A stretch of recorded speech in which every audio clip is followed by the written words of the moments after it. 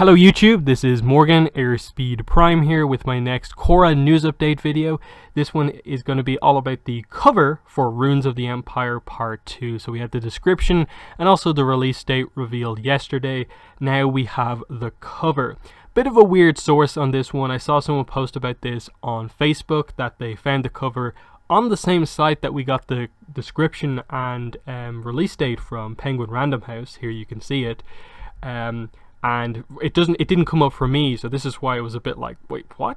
How did you get it from there? It's just not there on the site. I looked into the code as well, and I couldn't see it either.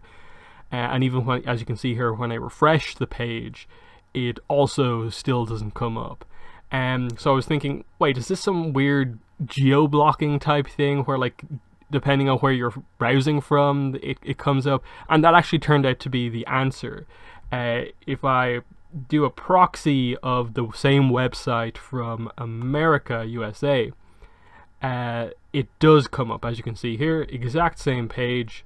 The cover does in fact come up, but whatever way this specific one works, it just kind of goes away after a second. But if you're quick enough, you can open up the image and like save it and stuff like that. So, you know, we have it anyway. So bit of a weird one on that, but we have the cover. And it's a really, really nice cover. Of course, Michelle Wong's art is amazing every time we get to see it. I'm really excited to get Runes of the Empire Part 1 to see what it looks like page to page, panel to panel. But yeah, Kuvira front and center on the cover, you know, as to be expected. Korra also there, and then yes, Sue confirmed to be in the series beyond just like that appearance at the start of Runes of the Empire Part 1 in the preview pages we've seen. But also Toph. Toph is definitely the more surprising one in that, you know, I could have absolutely have seen this story taking place without needing to involve Toph, but including her is a very interesting thing because, you know, we don't necessarily associate her with like Earth Kingdom politics. I don't think they're going down the road of like she is the old friend that they're talking about who's going to become the candidate to go up against the former member of Kuvira's army. I think she's here because I assume she wants to help her nation. That's what she's doing here. Maybe Sue agrees to be the candidate to run for the leadership of the Earth Kingdom, and Toph supports her in some way. But interestingly, it's those two characters, the two who you'd maybe think are in the more political roles, who are in the action pose on the cover. So a lot of little kind of things going on in this as well. The other thing is the background. I think the city that we're looking at here is Republic City, because obviously you have the mountains in the background kind of surrounding a very modern city for Korra.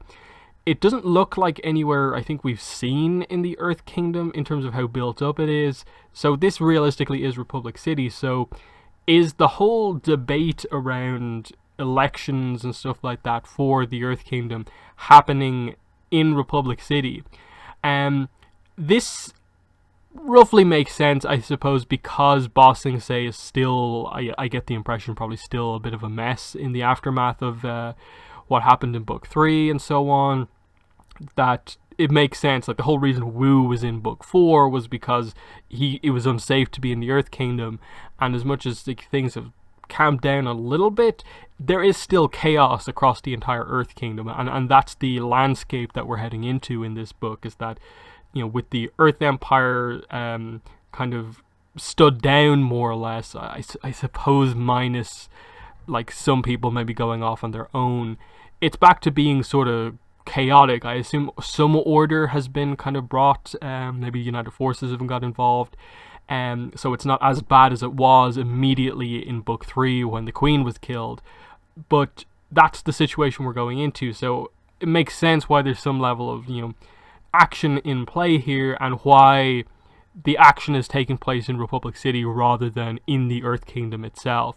It is unfortunate in that it feels like we're kind of locked forever into Korra comics always having to be everything is in Republic City, whereas I think we'd really like to see more of the Earth Kingdom. We'd like to go to the Fire Nation, that sort of thing. There's still a chance in that the cover doesn't reveal everything, but interestingly, the description also, if you kind of read it carefully, Also, it doesn't really specify that what's taking place is happening in the Earth Kingdom, just that politics around the election of someone to be the leader of the Earth Kingdom is being discussed, technology is happening, we're talking about specific characters, but it doesn't say where this is happening. All we know is that at least the start of Ruins of the Empire Part 1 happens in Republic City, because that's where the trial is. And this to me makes me kind of question, like, okay, if it's a politics thing in Republic City, where does the action come into play? Is there a section of the book where they go to the Earth Kingdom? Because, like, obviously they're right there. Like, Republic City is on the landmass of the Earth Kingdom, so they just have to leave Republic City territory and they're in the Earth Kingdom somewhere. So, it's not that big of a problem, but in terms of like a big Earth Kingdom, like landmark place, I don't really know where we're all that close to. So, that's definitely an interesting one just on the location. But yeah, I'm interested to see what they do. Like, Suyin, I'm glad is getting a cover feature. That to me means that, like, she must be a pretty big role in the book, and I think that makes sense, and that I wouldn't have too much of a problem if Korra was a little bit more in the background and it was more of Kuvira and Sue's book, and you really focus on that development. In the same way that, like, The Search as a comic, they kind of took a back seat on, like, Aang, Katara, Sokka, and they let kind of Ursa really take the spotlight in The Search.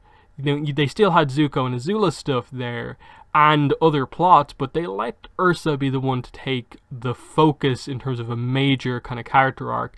And I'm all for that with Kuvira, because in a way that's what's so interesting about this book, is what they're doing with Kuvira, and Suyin is an important part of Kuvira's character, because she raised her for most of her life. And then I suppose Toph being there as, the quote-unquote, kind of grandmother type character in a way, if you really consider, like, Kuvira Sue's daughter, there should be potentially the idea of a connection there. But again, we never really saw them interact, minus, Toph saying, "You give metal benders a bad name." So, is there a really bad relationship between Toph and Kuvira, or what does Toph actually think of her? And just in general, why is Toph here in the series? That's what's so interesting about this. This is one of the more interesting ones to discuss just based off the cover and the description. So, really, really interesting. Obviously, we can make a few connections now that it seems pretty much confirmed. Like, Kuvira is at least given some sort of a, like, ability to maybe lower her punishment by clearly being allowed to accompany Korra to assist with, actually bringing stability to the Earth Kingdom. And the reason specifically it has to be her is because the main opponents to, I suppose, what they see as a good leader is that clearly former commander, as it says here, and then they mention Commander Guan. So he's someone high up in the Earth Empire military. So Kuvira must know this guy, must know the correct way to counter him, and that's probably the reasoning behind why she's not on trial or in prison immediately here, considering what she's done. So that's my thoughts on the cover, and also a little bit more in the description. In the comments, let me know what your thoughts are on this cover, and what you think is going to happen in Ruins of the Empire. But yeah, that's been the video. Thanks for watching, and bye.